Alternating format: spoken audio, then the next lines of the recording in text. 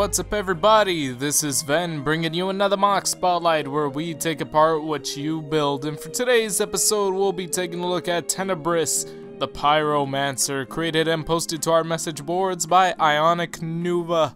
Now before we get started, let me remind you of my method of reviewing, which involves a point system that is based on 3 fundamental attributes: the overall appearance of the MOC, the build of the MOC itself, and the concept and ideas behind the MOC's creation.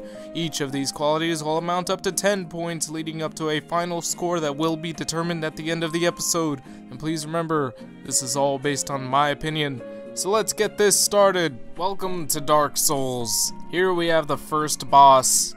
Or at least he looks like one, because right off the bat he comes off as this really menacing warrior-like character who looks perfectly built for battle. Well, maybe not perfectly, but he's got a really good shape to him. He's got very natural proportions, great armor coverage just all throughout the body. Look at these legs, especially these freaking legs. These are nice. Like, he looks like this bodybuilder that never skips leg day but doesn't do too much of one workout. Like, he's bulky, but he's well balanced bulky, if that makes any sense. It's also just astounding to me to see such a lack of gaps. I mean, there's a few, but just very, very minuscule. And what's also really impressive to me is just noting that most MOCs tend to be a little bit empty when you look at the backside, but this guy, again, great coverage, even on the legs. I mean, I don't know how you pulled that off, but you should definitely feel proud of that. Another quality this MOC has that it does really well is utilizing various textured parts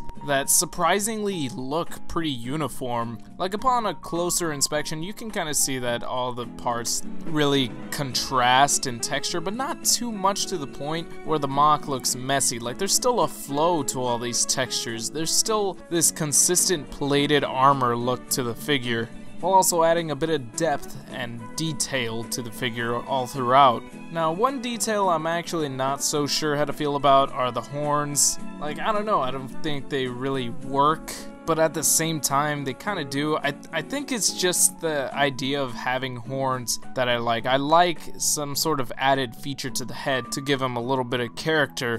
But as far as they actually look, like, I don't know, it's something about it's a little bit off. It may be the shaping of the head. It looks a little jagged, and it doesn't really flow really well with the horns. So yeah, just one thing that I think could be improved upon. Also, the color scheme is really monotonous. I mean, this guy's practically all one color gunmetal, and it's not necessarily a bad thing, but it comes off to me as a bit bland, especially since the MOC doesn't really have any other defining traits aside from the horns. And I mean, considering since this guy is called a Pyromancer, I would have expected some sort of fire motif, or maybe the usage of red and orange or something to break the monotony. However, as it is, I gotta say, you know, it's definitely not bad. I can easily say that the MOC's strongest suit would be the build. It is just incredibly well put together. You have a bunch of different CCBS and bionicle elements being stuck together, flowing so well, making up this really solidified and well-structured figure. It also features a standard range of posability, bending at the elbows, knees, wrists, even got fingers, and then he's got his neck, of course.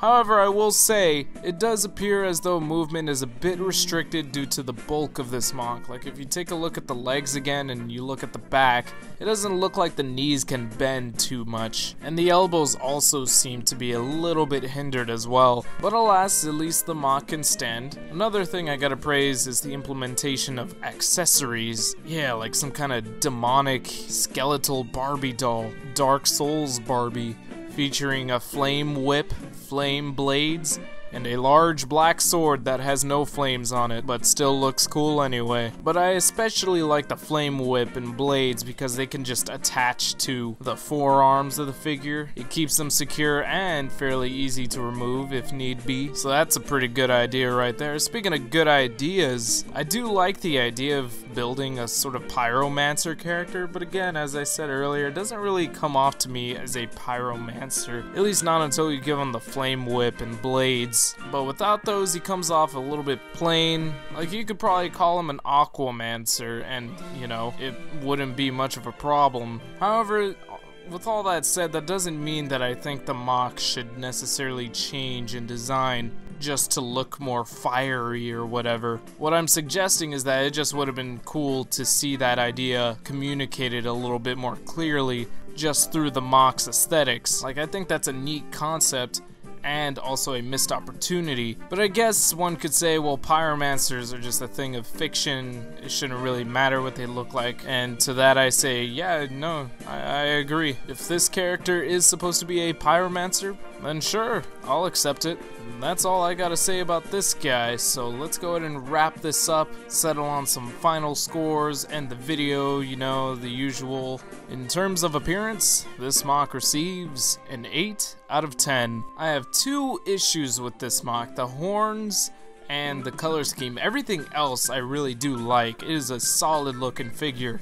And it's weird because even with the horns and the color scheme, I have mixed feelings about both. On one hand, I think the horns could be done better. On the other hand, I kind of like that they're there. And then on one hand, I think the color scheme's a little bit too monotonous for my taste. But on the other hand, it kind of does give this MOC a bit more of a unique appearance. It kind of reminds me of like an ancient statue that was like carved out of iron or something, I don't know. In terms of the build, this MOC receives a 9 out of 10. Without a shadow of a doubt, the best part about this MOC is the way that it was put together. I definitely feel that the builder used its parts effectively to give this MOC its solidified appearance. And again, the implementation of the accessories, super cool, but I had to dock off a point because of that articulation though. And in terms of the concept, this MOC receives a 9 out of 10. It didn't really look like a pyromancer to me at first, but I will say it definitely looks like it could be. It looks fierce and cunning, menacing. He's got these fiery flame weapons. Overall, while it does have some tiny issues, it's a pretty cool interpretation of a pyromancer. And with all that said, we are left with our final score that adds up to a 26 out of 30. So great job to you, IonicNova, and congrats for making it onto the MOC Spotlight. Do hope to see more out of you. And I continue to hope to see something out of you viewers. If you post to our message boards at board.ttvchannel.com, you'll have your own opportunity at becoming featured on the MOC Spotlight. Post your own MOCs onto the LEGO Creations category, and if I find it to be creative or interesting to some sort of degree, then a spotlight shall become a thing. So I hope to see you there, and if not, well, I thank you for watching, and I'll see you all next time.